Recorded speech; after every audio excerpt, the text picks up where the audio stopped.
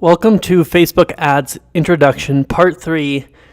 Today we're going to talk about what are acceptable KPIs. And if you've been with us thus far, you know that KPI stands for Key Performance Indicators. And these are pieces of data that tell us whether or not our ad is acceptable. Now, what are acceptable KPIs? What's a good cost per click? What's a good cost per conversion or cost per sale? Do you know the answer? So the answer is, it depends on what we're selling, obviously. If we're selling a $14 ebook or we're selling a $5,000 coaching program, different numbers are going to make a lot of different sense, okay? We can spend a lot of money to sell something very expensive, but we can only spend a tiny amount of money to sell something worth $14.95. So the first thing you want to be aware of is, where is break even for the campaign? So if you're running this for a client, where is break even for them? How many new customers do they have to get to break even on your fee and their monthly ad spend?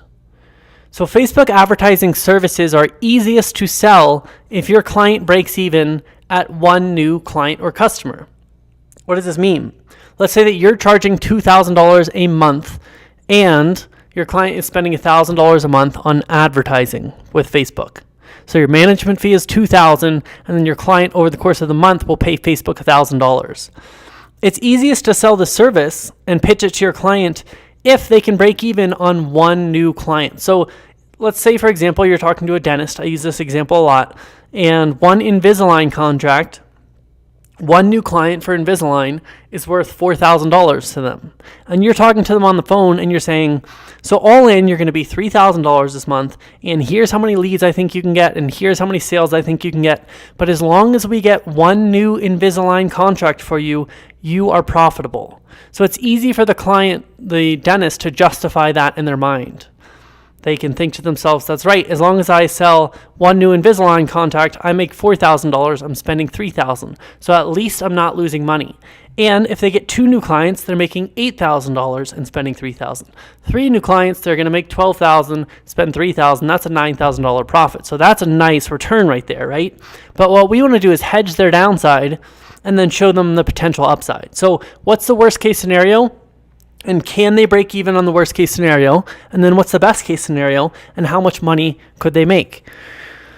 So when it comes to selling these services, if you want to charge a lot of money, it's best to sell to someone who can break even fairly easily. So coach, oftentimes coaching packages will go for $2,500 to $10,000. So they're only going to need 1 to 2 clients to break even. Solar installation, again, one new client, they break even. Roofing, roofs go for $10,000 to $20,000. Roofers will pay roof brokers $3,000 for a new deal. So if you tell them, hey, let's spend $3,000 a month on marketing, they will gladly accept one new roof for that $3,000 payment. If you can get them 2 new roof jobs, that's $20,000 for them, and they paid you $3,000. That's an easy sale for you.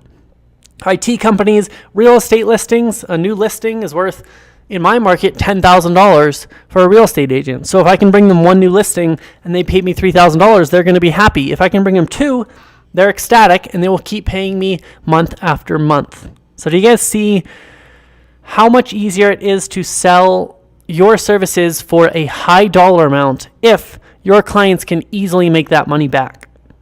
Now, I use $2,000 a month as an example here, but you can charge more than that. Let's say that you work with somebody where one new client for them is worth $100,000 for the year. It might not be that hard to charge $5,000 a month for that client. So what we want to do is calculate break even and then improve upon that. So let's figure out a worst case scenario so that we have a benchmark to judge our KPIs against.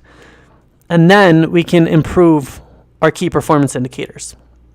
So we're going to calculate our target KPIs, and I'm going to jump over to that spreadsheet right now. Here we are inside the break-even spreadsheet, and you can get your own copy of this beneath this video. Now, our number one goal is to make sure our client breaks even. So we don't want them to lose money. So at the very least, we want to make sure they break even on their ad spend and their management fee on the very first month. Now, we will constantly be improving our campaigns. So even if somebody breaks even the first month, it doesn't mean it's a loss. You've gotten a lot of crucial data you need to improve the campaign piece by piece and make it profitable the next month. But ideally, we would like to make it profitable off the bat. So let's take a look at what that actually means and how to figure out which KPIs are acceptable and which are not, so that when you launch a new campaign, you can compare your numbers to your break-even numbers and see which ad sets need to be turned off and which ones are winners. So here we go. The cool thing about this spreadsheet is all of our variables and assumptions are right over here. So you can just plug in your variables and it will change everything else in the spreadsheet. So I'm going to show you what I have in here to start, and I'll tell you why. So the first thing you need to know is, on average, how many new visits, calls, or appointments does your client need to get one new customer? So staying with that dentist client, let's say that 1 in 5 who come in for a visit get Invisalign. So I'm just going to put 5 right there, and that's going to fill this in, and it's going to give me a 20% sales conversion. So 1 in 5 people will turn into a sale. Now let's say you have a chiropractor who does free adjustments, and 1 in 5 turns into a monthly package. Now if it was 1 in 3, then we could adjust that, and now we have a 33% sales conversion. And that's going to come over here to these numbers. I'll show you how that all works. Next thing we need to know is how many leads turn into actual office visits. So let's say that we give away a free chiropractic adjustment. How many of the leads actually come in to claim it? If it's 1 out of 2, we're going to put 50% in here. If it's 1 out of 4 show up, then we're going to put 25% in there. So the way that you get these numbers is by asking your client, and if they don't know them, by making them up until you have enough data to know what they really are. So you have to make assumptions off the bat, and very quickly your campaigns will give you the data to know what these numbers really are. So landing page conversion. Again, if your client is already running ads or already has a landing page, they might know this number again. But I'm going to put 20% in here to start. This is an average landing page conversion rate. It's 1 in 5 people. If it is below this, you have problems with your landing page. If it's above this, you're looking pretty good. So we're going to leave that at 20%. Now the ad spend, I recommend you start with a minimum of $1,000 in ad spend the first month for any new client that you bring on. So we're going to put $1,000 in there. Now if your client wanted to spend $5,000 in ad spend the first month, you can change that right there. Next, we have your fee. I have $2,000. Again, if you're charging $3,000 a month, that's fine. You can just change it right in there, and it's going to adjust the rest of the model. So I'm just going to start with $1,000 in ad spend and $2,000 management. Now the value of a new sale, as we've discussed, we like to target types of businesses where they can break even in one sale. So let's go ahead and say that the value of a new sale for this is $3,000. Now, what do we have over here? We have our break-even numbers. We have our 2 times return on investment. That means the client made back twice their money. Our 5 times return on investment and our 10 times return on investment KPIs. So when you are looking at your daily recording spreadsheet from a brand new campaign you just launched and you're wondering, what kind of results is this campaign going to give me? Compare it to these numbers right here. So in this example, if a new customer is worth $3,000 to our clients, we need 3 people to come into the office to actually close 1. That's with 25% of leads actually showing up. That means we need 12 leads to break even, and we can pay up to $83 a lead and $17 a click and still break even. Now, ideally, we want to at least double our clients' money, right? So that means we can pay up to $8 a click, up to $42 a lead, and we need to get 6 people in the office. Now let's say we wanted to 10 times their money. If we want to give them a 10 times return on investment, that means they invest $3,000 with us and they make $30,000 back. We can pay up to $2 a click, $8 a lead, and that's going to get 30 people in the office. So real quick, you can see what kind of numbers are going to produce different results.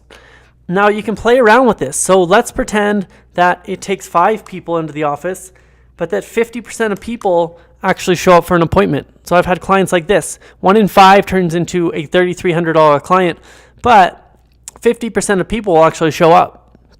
So 20% conversion, let's say we spend $5,000 the first month and I charge $3,000 and we have $3,300 per sale. So what kind of numbers do we have now? yeah, so you can see we need to get 12 people into the office to break even. So if we get 12 people to come in and 1 in 5 closes, then we're going to break even for that client. Now, if we want to double their money, we need to get 24 people in there. That means we can pay up to $100 a lead at that $5,000 budget. Now, for a 10 times return on their money, we need 242 leads. We can pay $4 a click, $21 a lead, and that's going to get 121 people into the office. So this is a big earning client. What if you have a client who only makes, let's say they make $500 per sale, and they only want to spend $500 the first month, and your fee is $1,000 if you're starting small. Now, let's say their sales conversion is a bit higher since this is a low price product. It's 1 in 3, and 50% actually make it into the office.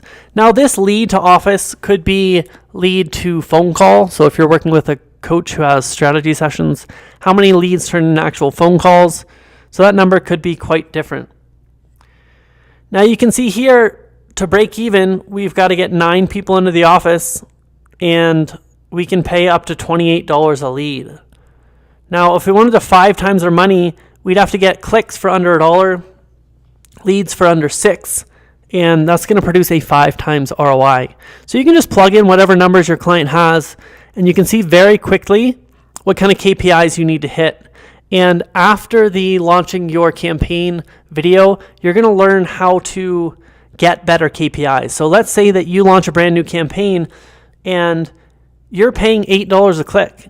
Now, if we looked at this model, that's not within KPI. You're out of KPI, which means you're not going to break even on that campaign.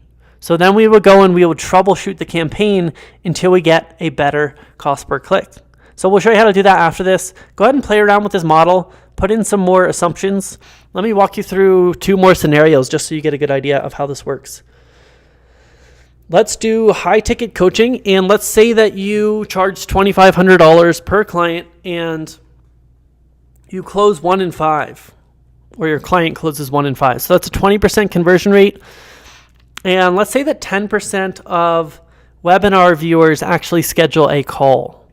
And let's say ad spend is $2,000. You charge $2,000 a month. And the value of a new sale to them, we'll say it's $2,500 to start.